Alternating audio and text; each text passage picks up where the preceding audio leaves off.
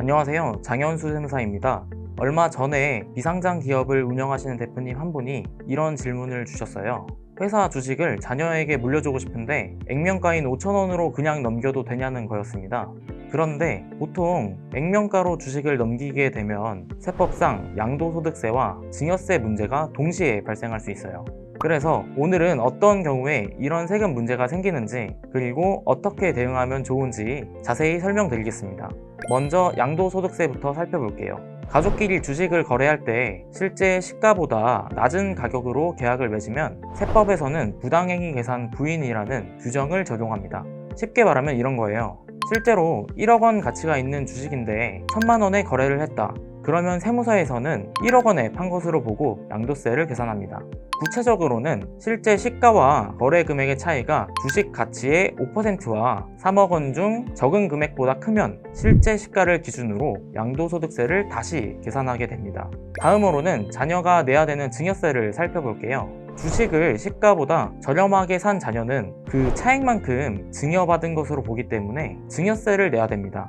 근데 저렴하게 샀다고 해서 무조건 증여세를 매기는 건 아니고요. 가족끼리 거래할 때 실제 가치와 지불 금액의 차이가 주식 가치의 30%와 3억 원 중 적은 금액보다 크면 증여세가 부과됩니다. 예를 들어볼게요. 실제 시가가 10억 원인 주식을 자녀에게 6억 원에 양도했다면 실제 시가의 30%와 3억 원 중 적은 금액은 3억 원으로 동일하죠. 그래서 10억 원에서 3억 원을 차감한 7억 원보다 낮은 금액인 6억 원에 양도를 했으니까 7억 원에서 6억 원을 뺀 1억 원에 대해서 증여세가 나오게 됩니다. 정리하면 양도소득세는 5%만 차이가 나도 문제가 되는 반면에 증여세는 30% 차이가 나야 부과가 되니까 증여세 규정이 조금 더 완만하다고 생각하시면 됩니다. 여기서 중요한 점 하나 말씀드릴게요. 양도소득세랑 증여세를 둘 다 부과해도 되냐고 궁금해 하시는 분들이 계신데요. 대법원 판례에 따르면 양도세와 증여세를 동시에 부과하는 것은 이중과세가 아니라고 판시한 바가 있어요.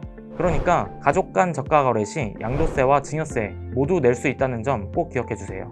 그럼 비상장 주식을 세금 문제 없이 거래하려면 주식의 시가를 제대로 알아야 되잖아요.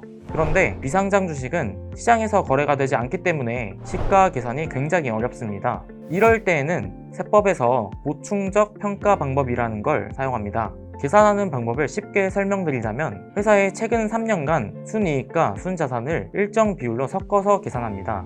일반 회사는 순이익의 60%, 순자산의 40%로 평가를 하고요. 부동산이 많은 회사는 순이익의 40%, 순자산의 60%로 계산을 합니다. 이것보다 더 자세한 계산은 설명하기 어렵기 때문에 전문가와 상담하시는 걸 추천드립니다. 그럼 어떻게 하면 세금을 최소화하면서 비상장 주식을 자녀에게 물려줄 수 있을까요? 첫 번째는 당연하게도 회사의 순이익이 낮을 때 증여를 하는 겁니다. 아까 말씀드렸다시피 비상장 주식 평가 기준에 회사 순이익이 포함되잖아요. 그래서 순이익이 낮을 때 증여하면 상대적으로 낮은 금액으로 주식을 이전할 수 있습니다. 특히 앞으로 이익이 많이 날 것 같은 회사라고 생각되신다면 미리 증여하시는 게 훨씬 유리합니다. 두 번째로는 증여재산 공제를 활용하는 거예요. 아마 이 부분은 많이들 아시겠지만 부모와 자식 간에는 5천만 원 공제가 적용됩니다.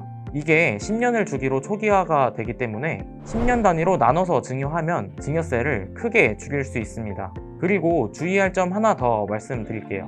제3자에게 유상증자를 하는 경우가 있는데 많은 분들이 이 유상증자한 가액이 세법상 시가라고 생각합니다.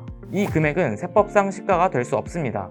그래서 제3자에게 저가로 유상증자를 했다고 해서 그 가격을 기준으로 가족 간 거래를 한다면 나중에 세금 문제가 발생할 수 있습니다. 오늘 말씀드린 내용이 도움이 되셨길 바랍니다. 감사합니다.